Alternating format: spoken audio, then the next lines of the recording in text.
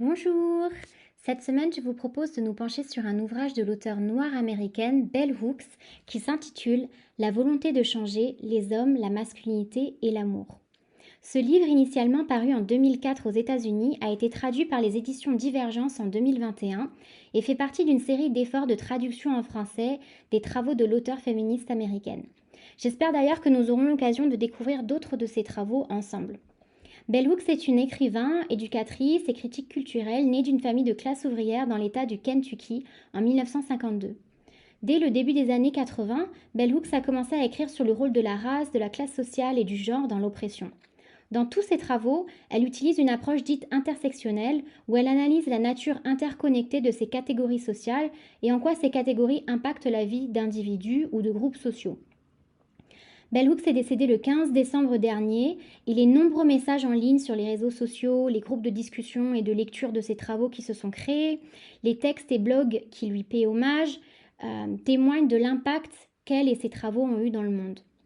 L'universitaire féministe noire Tao Lee Goff écrit que son mode de critique courageux avait une portée locale et internationale, son impact se faisant sentir en Inde ainsi qu'au Royaume-Uni et au Nigeria. Elle disséquait la façon dont le pouvoir est organisé à travers la structure imbriquée de la suprématie blanche, du capitalisme et du patriarcat. L'écriture de Bell Hooks est accessible, généreuse et vulnérable, et dans son analyse de la société, elle mélange des sources scientifiques avec des exemples de sa propre vie et de la culture populaire.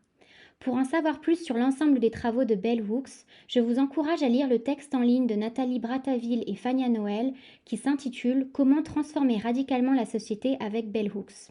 Dans ce texte, les auteurs mentionnent notamment le film documentaire The Feminist in Cell Block Y qui, je cite, raconte comment un groupe d'hommes incarcérés fut formé dans une prison américaine afin que les participants puissent étudier collectivement les livres de Bell Hooks dans le but de transformer leur destin et réinventer une masculinité qui ne soit pas basée sur la domination de la violence et la violence. Ces hommes incarcérés ont notamment étudié le livre dont je vous parle aujourd'hui, La volonté de changer. Donc La volonté de changer, c'est un livre plein d'espoir qui s'adresse à tout le monde et qui prend pour sujet d'analyse les hommes et la masculinité dans la société contemporaine. Bell Hooks se base sur la société américaine, mais beaucoup de ses exemples et de ses arguments ont du sens dans le contexte du pays. Elle commence le livre avec un constat, et là je la cite. J'ai commencé à me dire que les femmes avaient peur de parler ouvertement des hommes, peur d'explorer en profondeur les liens qui nous unissent à eux, ce dont nous avons été témoins en tant que filles, sœurs, grand-mère, mère, tante, amante, objet sexuel occasionnel, et peur de reconnaître notre ignorance, à quel point nous ne savons rien des hommes. Notre sentiment de peur et de menace se nourrit de cette ignorance. Assurément, on ne connaît les hommes que partiellement et de manière insuffisante si on ne les connaît qu'à travers la violence masculine, la violence qu'ils infligent aux femmes et aux enfants. Fin de citation. Elle nous propose une définition du patriarcat qui est la suivante. Le patriarcat est un système politico-social qui affirme que les hommes sont intrinsèquement dominants, supérieurs à tout ce qui est considéré comme faible, en particulier les femmes, dotés du droit de dominer et de régner sur les faibles, et de maintenir cette domination par diverses formes de terrorisme psychologique et de violence. La question de l'amour est au centre du problème que pose le patriarcat, puisque pour Bell Hooks, tant que les hommes dominent les femmes, il ne peut y avoir d'amour entre eux. L'idée que l'amour et la domination pourraient coexister est l'un des mensonges les plus puissants du patriarcat, selon elle. Cette doctrine patriarcale qui suggère que l'homme dirige le monde et tout ce qu'il contient et que les femmes doivent aider l'homme, obéir et toujours jouer un rôle subordonné est enseignée et répétée dans beaucoup d'institutions telles que l'Église, les écoles, les tribunaux, les clubs, les stades, etc. Elle est enseignée aux enfants par les parents qui l'absorbent dans toutes ces institutions et par l'éducation reçue de leurs propres parents et semble une façon naturelle d'organiser la vie. L'auteur se base sur les travaux de Terence Real sur le patriarcat psychologique afin de décrire la pensée patriarcale commune aux femmes et aux hommes, une forme de patriarcat ancrée dans notre psychisme. C'est-à-dire que le patriarcat n'est pas un problème d'hommes, car les femmes peuvent aussi bien épouser la pensée et l'action patriarcale que les hommes.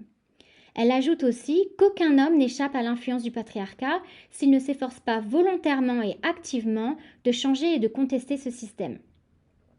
Pour Bell Hooks, le patriarcat exige la domination masculine par tous les moyens nécessaires.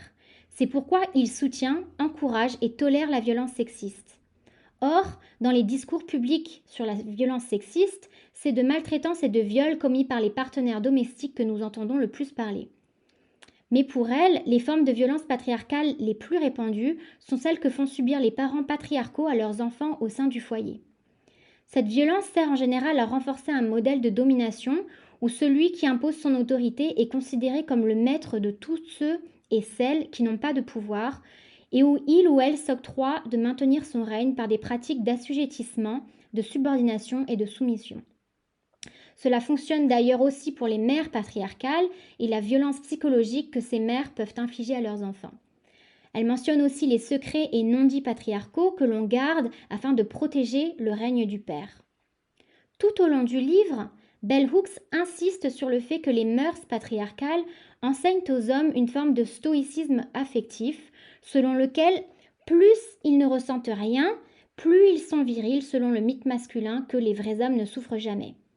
En effet, selon elle, il n'y a qu'une seule émotion que le patriarcat valorise chez les hommes, c'est la colère.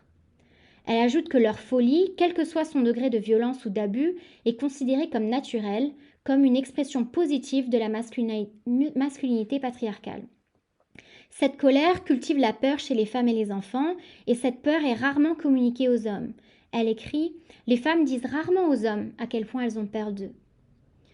Bell Hooks écrit que lorsque les hommes se livrent à des actes violents, que ce soit à l'encontre des femmes, des enfants ou d'hommes plus faibles, ou dans le contexte d'une violence socialement approuvée comme la guerre, les hommes sont mieux à même de répondre aux exigences du patriarcat s'ils ne ressentent rien. Elle parle aussi du fait que la culture et l'éducation patriarcale n'apprennent pas aux garçons à exprimer leurs sentiments par des mots, ce qui les pousse à mal se comporter et à imploser. Les garçons sont souvent négligés émotionnellement par leurs parents et par la société, et cette négligence pose les bases de leur incapacité à éprouver ou à ressentir et à parler de leurs émotions. Pour Bell Hooks, en attendant que la culture change et ne soit plus patriarcale, il faut créer des sous-cultures qui font preuve d'amour envers les garçons. Pour cela, il nous faut accorder de la valeur à leur vie intérieure pour construire des mondes, tant privés que publics, où leur droit d'être entier peut être constamment célébré et affirmé, et où leur besoin d'être aimé peut se voir satisfait. Dans son chapitre « Le travail, quel rapport avec l'amour ?», Bell Hooks fait notamment une observation qui m'a rappelé un échange datant de 1994 entre Suzanne Ouney et Dewey Gorodé, où Dewey Gorodé dit, et ici je la cite, « Il y a la violence imposée par le système colonial, et toute cette violence s'accumule contre nous les femmes. Nous en sommes les premières victimes. Par exemple, quand un mari n'a pas le courage de critiquer son patron qui lui a donné des ordres toute la journée, il quitte son travail, il va boire, rentre à la maison et frappe sa femme parce qu'elle est la victime qui est à sa disposition. Il y a des maris qui ne travaillent pas et qui ont des femmes qui travaillent et qui frappent leurs femmes sous le prétexte d'être supérieures et qui utilisent les soi-disant valeurs coutumières pour justifier leurs actes en disant que la femme doit se taire car c'est une femme. » Fin de la citation. Donc Bell Hooks analyse ceci dans le contexte américain comme suit. La plupart des travailleurs masculins, comme leurs homologues féminins, sont exploités au travail. Le travail qu'ils accomplissent et la façon dont ils sont traités sapent le plus souvent leur estime de soi. Et dans une culture de domination, les relations humaines sont quotidiennement la scène de lutte pour le pouvoir et celles-ci prennent souvent leur pire forme dans les situations d'intimité. Elle ajoute que les hommes pauvres et issus de classes ouvrières qui souffrent de dépression à cause de leur travail, qui sont désespérés par la qualité de leur vie intime, qui se sentent aliénés ou perdus, se tournent souvent vers la dépendance à une substance, comme l'alcool ou les drogues, pour soulager leur peine. Dans une société où beaucoup d'hommes n'ont ni statut ni privilège, Bell Hooks dit que le patriarcat capitaliste ne leur offre ni compensation généreuse, ni avantage. Ces hommes considèrent la domination des femmes et des enfants comme peut-être leur seule opportunité d'affirmer une présence patriarcale. Pour l'auteur, ces hommes souffrent car ils font semblant. Ils se comportent comme s'ils avaient du pouvoir et des privilèges alors qu'ils se sentent impuissants. Parce qu'ils sont incapables de reconnaître cette profonde souffrance, il est difficile aux hommes de remettre en question la masculinité patriarcale et de s'en émanciper. En plus d'une analyse de classe sociale, Bell Hooks est aussi attentive aux récits de violences masculines racialisées, notamment à travers la diabolisation des hommes noirs dans les médias américains, qui sont représentés comme l'incarnation brutale de la masculinité patriarcale. Ces représentations servent à détourner l'attention de la masculinité patriarcale blanche et de la haine des femmes qui l'accompagnent. Pour finir, Bell Hooks dit qu'il faudra une révolution des valeurs pour mettre fin à la violence masculine et faire naître un homme nouveau dans notre société. Pour elle, la pensée féministe nous enseigne à toutes et à tous, et en particulier aux hommes, comment aimer la justice et la liberté de manière à favoriser et affirmer la vie. En effet, pour offrir aux hommes de nouvelles manières d'être, il nous faut d'abord remplacer le modèle du dominateur par le modèle du partenariat, qui considère le lien entre les êtres et l'interdépendance comme une relation organique qui lie tous les êtres vivants. Pour Bell Hooks, dans le modèle du partenariat, l'identité masculine, comme sa version féminine, serait centrée sur l'idée qu'il existe en chaque personne une bonté essentielle qui la rend intrinsèquement encline à nouer des relations. Au lieu d'affirmer que les hommes naissent avec une volonté d'agresser les autres, cette nouvelle culture affirmerait que les hommes naissent avec la volonté inhérente de se lier aux autres.